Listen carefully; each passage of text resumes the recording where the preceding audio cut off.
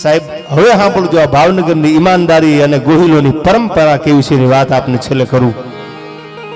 એ એકય 3.5 લાખનો ધણી નથી થતો. મારા રૂપિયા નથી, કોઈ ક્યાં રૂપિયા મારા નથી. હા હા, તો હવે રૂપિયા દેવા કોને? ભાવનગરના રાજકવિ પિંગળસિંહભાઈ નરેલા બાજુમાં બેઠેલા.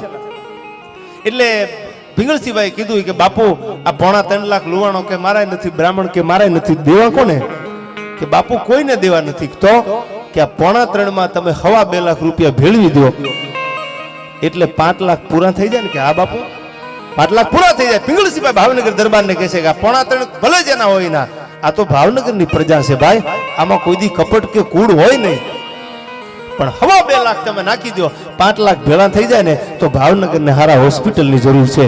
અને સાહેબ એ ભાવનગરનો દરબાર તખ્તસિંહજી ગોહિલ 2.5 લાખ રૂપિયા ભેળવી અને 5 લાખ પૂરા કરી અને તખ્તસિંહજી હોસ્પિટલ બનાવી દીધી.